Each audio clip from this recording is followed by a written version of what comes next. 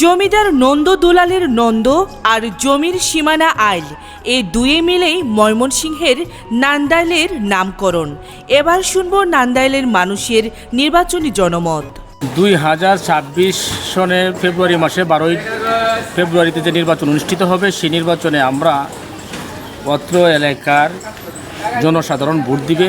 আমরা আশা করি ভালো একজন সুপাত্রকে ভোট দিবে এবং যারা এই দেশের দুর্নীতির মধ্যে জড়িত না, সন্ত্রাসী জড়িত না, চাঁদাবাজের মধ্যে জড়িত না এবং সুন্দর দেখে ভালো একজন পিটপর প্রার্থী আসবে এবং যারা নেতারাই প্রার্থী দেবে, যে কোনো দলের প্রার্থী দেও, আমরা মনে করি সুন্দর একজন প্রার্থী উপহার দিবে, সেই প্রার্থীকে আমরা জয়যুক্ত করব এবং ভোট দিব।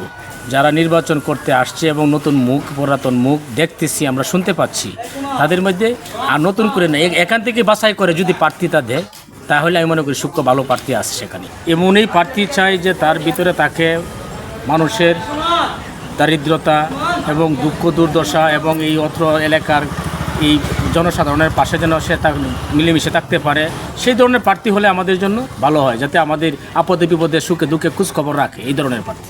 আমরা ভালো প্রতিনিধি চাই, সৎ ন্যায় নিষ্ঠাবান, গরিবের খোঁজখবর যেন নেয়, দেশের উন্নয়নমূলক কাজ যেন করে, এরকম ক্যাটাগরি লোকই আমরা চাই। আমি যতটুকু মনে করি আমার ক্ষুদ্র জ্ঞানে, যেভাবে প্রশাসনের ভূমিকা চলতেছে, যদি আরেকটু হার্ড হয় তাহলে আমার মনে হয় যে নির্বাচনটা সুস্থ হওয়ার সম্ভাবনা আছে। না, আইন শৃঙ্খলার বাহিনীর জীবন বরাত শুনতেছি কোন সেনাবাহিনী দেবে। এই বছর কিন্তু 80,000 সেনাবাহিনী, আমি দেখলাম যে অর্থ উপদেষ্টা এবং স্বরাষ্ট্র উপদেষ্টা উনি বলেছেন 80,000 সেনাবাহিনী মোতায়েন থাকবে স্ট্রাইকিং ফোর্স হিসাবে।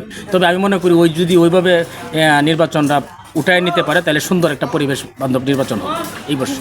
এটা তো সাধারণ পাবলিকের বুঝেই জানি, তাহলে ভয়ঙ্কর রূপ ধারণ করবে, দেশে একটা অনাকাঙ্ক্ষিত ঘটনা ঘটে যেতে পারে যদি নির্বাচন না হয়।